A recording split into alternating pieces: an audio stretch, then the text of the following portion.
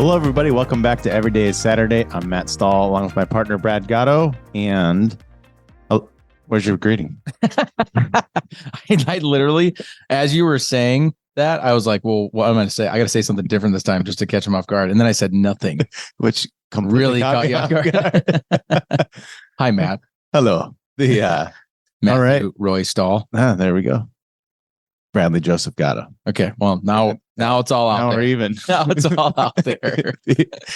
All right. Today, we are picking up where we left off with our review of The Psychology of Money by Morgan Housel. We've been doing a continuous book review here, so we're picking up on chapter 9. Before we get into that, what else have you been up to?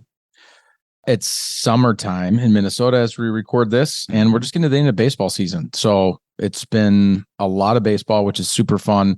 The cars are full of baseball dust everywhere, but last game's actually tonight for summer baseball. So a little bit of baseball, a little bit of work. I got addicted to a new show on Netflix. What's that? Suits. Oh, the old one? Yeah. Oh, yeah. Great show. I didn't know it existed. Really? I watched it way back in the day. But it's now on Netflix. Is it? Yeah. Wow. How many seasons do they have? Do you know? 7. This is how dumb I am when it comes to some of the social stuff. When, what's his name? Prince Harry married Meghan Markle. Yeah. Isn't that who married her? I think so. That sounds right. One of the royals. One of the royals married her. And everybody's making a big deal out of it. I was like, who in the world is Meghan Markle? Like, why is this such a big... I've never seen her before in my life. Series? Yeah. She's Mike Ross's girlfriend / wife. Wow. Okay. So it's all coming back to me now. Yeah, I had an epiphany when I started watching. I just had an epiphany right now. That's crazy. I did not know that. This is why everybody knew who Meghan Markle was. Yeah, crazy. And I thought it was a new show. And then the first person I told that I was watching, they're like, "Oh, that old show?" I was like, "What do you mean old? Just came to Netflix." Isn't it like from 2003 or something? I don't know. It's old. So there you go. There's my answer. How about you? Similar. Soccer. All the soccer all over the place. Lots and lots of that. We actually just wrapped up our end of the season last week. So same thing. We have tryouts tonight for the fall. Big break. Huge break there. It's a broken record with you and I. It's the same stuff all the time. Different sport, same thing. But we get to do something fun today. We get to jump into one of our favorite books. If you have not been around, we're actually, and I'll let you lead this off, but before we get into it specifically, we're on chapter 9. There's 20 chapters in this book. If you've not listened to every episode, it's fine. They all stand on their own really, really well. But the crux of this book, called The Psychology of Money by Morgan Housel, the subtitle is Timeless Lessons on Wealth, Greed, and Happiness. Every chapter kind of has its own lesson. And so if you're listening to this and you're like, well, shoot, I haven't heard anything about the first 8 chapters, don't worry about it. All these lessons kind of stand on their own. But from time to time, not every episode, we just pick one of the we're going sequentially. We go through one of the chapters on an episode and kind of talk about it. And so that's what we're going to do today. Maybe we should start jumping around, keep everyone confused. Yeah. They do play on each other a little bit. So I would equate it to like a Seinfeld. Yeah. Like you can just pick up and watch an episode of Seinfeld and it's funny on its own. But if you do watch them sequentially, it's even funnier because there's some inside jokes you're going to miss out on. Yeah. That's kind of the way this is. Same entertainment factor. Oh, yeah, for sure. Well, we make it that entertaining.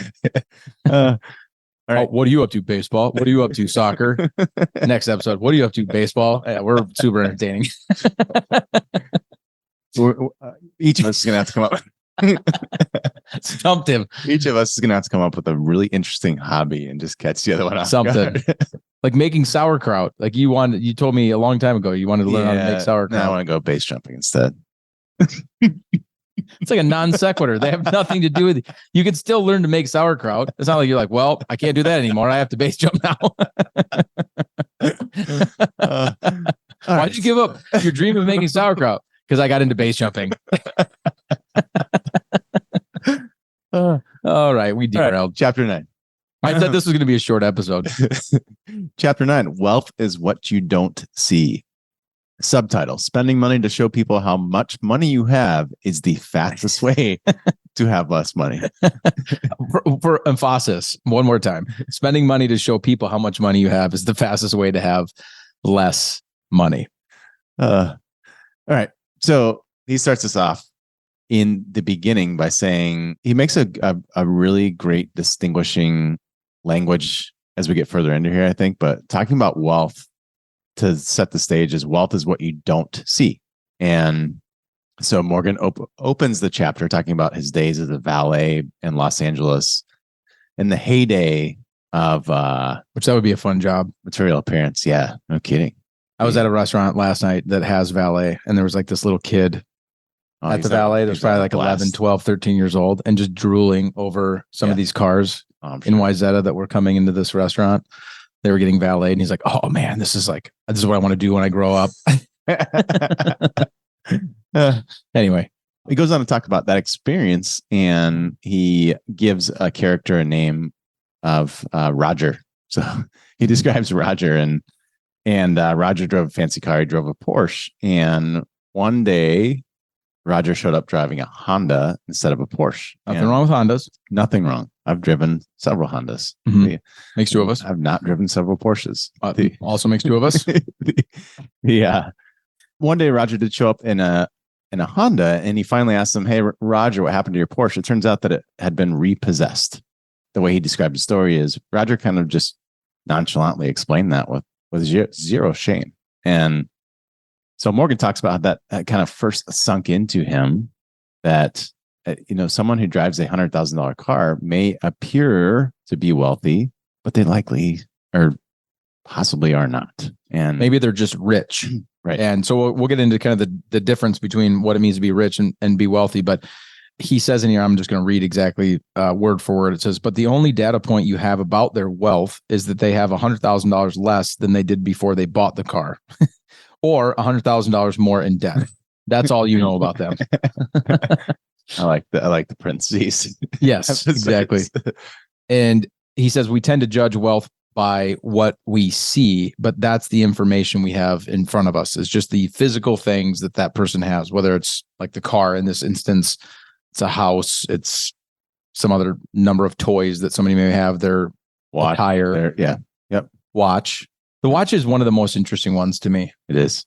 A piece of jewelry essentially that you wear on your wrist, and some people are really, really into watches. They are. I have a buddy that sells watches in New York, and he told me stories like hundreds of thousands of dollars for just a watch. A timepiece. And it's not even a smart watch. It just tells time. Sometimes it doesn't even do that. It's a dumb watch. Oh, anyway, it's crazy. So he talks about this being the one data point is what we can see in front of us. So our mind can kind of tend to trick us to draw conclusions. And so he talks about an example of how I didn't know that Rihanna had sued her financial advisor. I didn't know that either before I read this book. So he goes on to talk about how Rihanna, the famous singer, nearly went bankrupt and actually tried to sue her financial advisor because he didn't tell her that she could run out of money. His response was pretty good. I'm kind of jealous of his response. I don't think I would have been my response would have been quite as good. He said, well, is it really necessary to tell her that if you spend money on things, you will end up with the things and not the money? This is perhaps my favorite line out of the entire chapter is when most people say they want to be a millionaire, what they actually mean is I'd like to spend $1 million. Yeah. And that is literally the opposite of being a millionaire. So this is a good time to kind of delineate between what it means to be rich or have things and what it means to be wealthy. And the way Morgan defines wealth in this book, and I think is the appropriate definition, is wealth is the financial assets that you cannot see or have not been converted into stuff. So no matter where you keep your money, whether that's just as simply in your checking account or even under your mattress or brokerage accounts or retirement accounts or whatever it may be, wherever you keep your money, that is your wealth. Now that could also be equity in a house, right? Mm-hmm. Home that you actually own, a physical asset or farmland or something like that. But it's the assets that have not been converted into stuff. Yep. Yeah. That's what wealth is. So as opposed to rich, and the way he describes rich is a current income. So going back to the example of Roger, so someone driving a $100,000 car likely is going to have a reasonable income to be able to even borrow the money to drive that car. Yeah. Right? So the point he's saying there is like, it's not, you got to assume that they at least have some sort of good job or something to even if they took it out all on loan, just to get that loan, you've got to have some sort of like meaningful income to be able to take that loan out on a car like a Porsche. But that's the definition of rich. Yep. So, and he says, it's not hard to spot rich people. They often go out of their way to make themselves known. Yeah, exactly. Wealth is hidden. It's hard to tell if somebody is wealthy. And I'm sure a lot of you have heard of that book, Millionaire Next Door. Now, this stat is old, and I don't know if this is still true, Matt, but I remember when I got into this industry and was kind of, coming to the understanding of this delineation between what it means to be rich and what it means to be wealthy. There was a study done at that time that the most common vehicle driven by millionaires, which did mean a little bit more when I got into this industry 17, 18 years ago, was a Ford F-150. There's another one. Well, another one. What? There's another car. There's two different ones. So go on with yours. I'll tell you what the other one is. Well, no, let's go now. The other one was a Toyota Avalon. An Avalon? Yeah. Not even like a Corolla. Well, the Avalon's the nice one. It's a bigger one, right? Yeah, it's the Camry on steroids. Yeah, all the bells and whistles. So I heard that there was two. There was the F-150 and then there was the Toyota Avalon, which I thought was a strange car. Yeah, so it's those people that and we talked about this actually at a previous episode of our podcast where we were going through one of the chapters of Psychology of Money, and Morgan brought up the story of, I think he was the high school janitor, if I remember correctly. Ronald Reed, yes. And through his whole life, because he was a high school janitor, everybody just thought he was poor, essentially, or maybe not poor, but definitely like a lower class, because high school janitor didn't live in a nice house. He had the same house for his whole life, never spent any money. And lo and behold, he dies and he's got what was it, like $8 million or something? $7 or $8 million, I believe. Yeah. Just a ton of money. So actually really wealthy. And so the point Morgan's trying to make, again, just for emphasis, is what you can't see wealth, right? You have no idea if somebody's wealthy, unless, of course, they're running around with their brokerage statements and their checking account balances and things of that. But I don't know about you, Matt. I've been in this financial services industry for a long time. I've never seen that. I don't think you want to either. I don't know if you'd want to hang out. It's funny because think about the psychology of that. The people that tend to save a bunch into, whether it's a 401k or just a regular savings account or what have you, don't feel the need to show it off. They're not the type of people that are going to be like, hey, I got $1 million 401k. But rich people take it and they do show it off through their clothes, through their car, through their house, through their, just these sorts of things. I'm sorry. I can't stop laughing just picturing that playing out. The person with their statements. Like this guy's got his Porsche and he's like, pull it up and they're like, look how awesome my Porsche is. You're like, oh yeah, look at my 401k. I'm sorry. So he talks about how Ronald Reed was actually no one's financial hero while he was alive. Yeah. But after his passing, when that became known, he did become the financial role model for a lot of people. But because it was all hidden, it's very, very challenging for us to make that connection. So I think here's my takeaway. And if you have your own, feel free to add to this. But when you think about this distinction, because it's a pretty short chapter, it's actually only 4 pages in the book, but it's a really important point to make, is generally speaking, when you think about the psychology of money and the whole point of this book in general, one of the things he says here is that people are good at learning by when they imitation. I literally could not get that word out of my mouth. Like it just wanted to, it was intimidation for like 3 seconds. I was like, that's not the right word.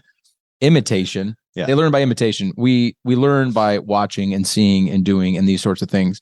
And because wealth is so hidden, it's really hard to imitate because you can't see it. And so from a financial advisor's perspective, I think the point that I want everybody to take away from this episode is not to compare yourself to other people. Right. Because if you're trying to be like your rich friends, if you're trying to get wealthy by being like your rich friends, you're never going to be wealthy. Because as we talked about before, the definition of wealth is basically living below your means, not spending the money, not taking your money and turning it into something, but actually keeping the money.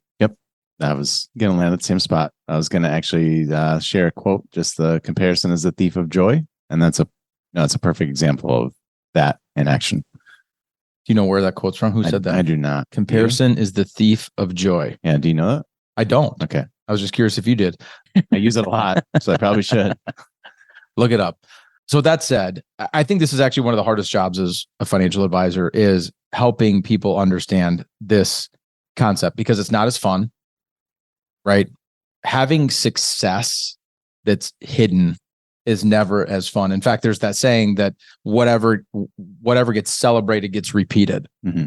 Right. And so so they always tell you as like a leader, you're supposed to celebrate wins with people, but because wealth is hidden, it never really gets celebrated. Right. And so we as financial advisors do have an opportunity to try to celebrate with people. And I don't know about you and your conversations with the families that we serve currently or in the past, but I do try to meaningfully tell people or celebrate with them, like, hey, you've done some really good things here. Here's what because they haven't heard that.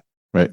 Right. Because again, they're not running around with their 401k statements and showing them off to people so that people can be like, wow, you really have succeeded in life based on that 401k statement, unlike the red Porsche that pulls up to the restaurant. So it is a really hard thing to do. It's harder to get started than anything. Right. Because you have to develop that new habit of living below your means, and then not getting that praise from other people that we all desire. Yes. Is that it? Are you going to... That is it. I nailed it. You nailed it. No, comparison is the thief of joy. That has been a helpful companion, I guess, personally for me. Just when you do see outward success, there's also a Warren Buffett, which ironically enough, an extremely wealthy person. Mm-hmm. He talks a lot about an internal scorecard versus an external scorecard. I think that's also a helpful tool, and also fits along with this, is focusing on the internal scorecard. So what are the wins that are personal to that person, that perhaps they don't care what others think about it quite as much. Yeah. And that's always been something that's really helpful as well. So I'll wrap it up by just reading how he ends the chapter, because I think it's a great way to end. He says, the world is filled with people who look modest but are actually wealthy, and people who look rich who live at the razor's edge of insolvency. Keep this in mind when quickly judging others' successes and setting your own goals. Great way to end it. And as we move on, the next chapter that we're going to discuss, not necessarily the next episode of our podcast, but the next time we come back, again, they do kind of play on each other a little bit. The next chapter's on saving money. So if you're going to try to be wealthy, you have to live below your means. You have to have these hidden assets. It's the money you have not yet spent. And so that it's a great segue into chapter 10, which will be coming up at some point here in the future, called Save Money. The only factor you can control generates one of the only things that matters. How wonderful.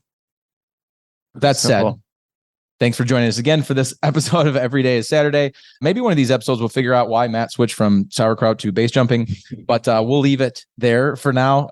If you're new to our podcast, we're glad that you found us. We hope that you stay with us. We would love if you would subscribe to our podcast, share our podcast with others. And if you want to get a hold of us or learn more about Fiat, you can always go to our website.